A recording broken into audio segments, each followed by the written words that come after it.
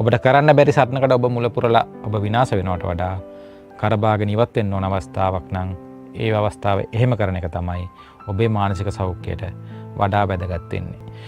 ඕනම සටනකදී මොන සටනක් කරන්න ගියත් ඔබ මුලින්ම ඒකට සූදානම් වෙන්න ඕන. විශේෂයෙන්ම ඔබට යම්කිසි හානියක් අසාධාරණයක් සිද්ධ වුණාම අපි හැමෝම ඉමෝෂනල් වෙනවා, සංවේදී වෙනවා, නැත්තම් හැඟීම් බර වෙනවා. අපි කියන රෙස්පොන්ස් කරන්න නැත්තම් ඔබ යම්කිසි ආකාරයකට සටන් කරන්න පෙළඹෙනවා නම් ඔබ මුලින්ම කරන්න ඕන දේ තමයි මේ ඉමෝෂනල් ෆේස් එක ඉවර වෙනකන් ඉන්න එක. ඊළඟට දෙවෙනි එක තමයි තමන්ගේ ආරක්ෂාව. නැත්තම් මූලිකම දේ තමයි තමන්ගේ ආරක්ෂාව. මේ සඳහා ඔබ බලන්න ඕන ඔබ දැන් ප්‍රතික්‍රියා කරන්න යන කණ්ඩායම නැත්තම් ඒ පුද්ගලයාගේ ශක්තිය, බලය, තනතුර, මුදල්, ඔහුගේ කනෙක්ටිවිටි එක නැත්තම් ඔහු සම්බන්ධ වෙලා තියෙන පුද්ගලයන් සහ ඔහු වෙනුවෙන් ඉදිරිපත් වෙන්න පුළුවන් පුද්ගලයන් කණ්ඩායම සංවිධානත් එක්ක එකට එක කරට කර හිට ගන්න තරම් ශක්තියක් ඔබට තියෙනවද නැද්ද කියලා. මේක හරියට ඇනලයිස් කරගන්න ඕන තමන් ගැන ඕවර් එස්ටිමේට් එකක් කරගන්නේ නැතුව. ඒ වගේම තමන්ගේ සතුරව අව탁සේරු කරගන්නේ නැතුව. මෙන්න මේ ෆේස් එකේදී සමහර වෙලාවට ඔබට ගොඩ කාලයක් ගත කරන්න වේවි ඔබේ ඩිෆෙන්ස් එක හදාගන්න. මේ ඩිෆෙන්ස් එක හදාගන්න නැතුව ඔබ පළවෙනි පියවර තිබ්බොත් ඔබ වීරයෙක් නෙවෙයි, ඔබ මෝඩයෙක් වෙලා තමයි නතර වෙන්නේ. ඒක නිසා මේක හොඳට තේරුම් ගන්න. මේ ශිෂ්‍යාව පාසලෙන් ඉවත් වෙලා ඉවරයි. තව දුරටත් පාසලට නැත්නම් පාසල ස්ටාෆ් එකට ඇයට දැනන දෙයක් කරන්න තියෙන අවකාශ අවමයි. ඒ වගේම ඇයගේ පියා අදාළ අවස්ථාවේ සහභාගී වෙනවා. ඔහු මේ ශාස්ත්‍රයටම අදාළ පාසලට සම්බන්ධ ප්‍රබල චරිතයක්. ඒක නිසා ඔබ මේ දේ හරියට දකින්න නැතුව මයික් එකට කියපු වචන ටික විතරක් දැක්කොත් ඔබ වැරදි අදහසකින් ඔබේ ජීවිතය අනතුරේ වැටෙන දේවල් කරන්න පෙළඹෙන්න පුළුවන්.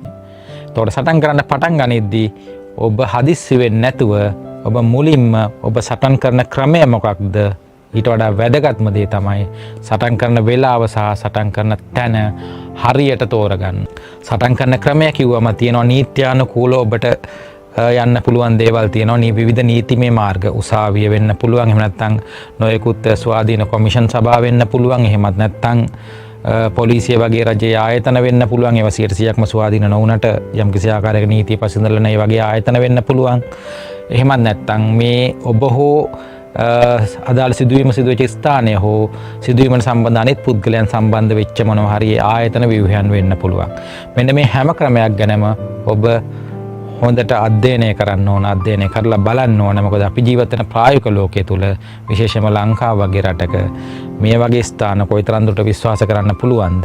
ඒ වගේම ඒවා තුලින් කොයිතරම් ප්‍රායෝගික මට්ටමේ ප්‍රතිචාරයක් ඔබ බලාපොරොත්තු වන ආකාරයේ ප්‍රතිචාරයක් ලබා ගන්න පුළුවන්ද බැරිද කියන එක හොඳට ස්ටඩි කරන්න ඕන මෙතනින් ක්‍රමයේ තෝරගනිද්දී. ඒතකොට ඒ වගේ ක්‍රමයක් හරියන්නේ නැති අවස්ථාවලදී තමයි ඔබ ඒ සම්මත ක්‍රමයෙන් පිට වූ ක්‍රමයක් තෝරගන්නේ. තැනයි වෙලාවයි.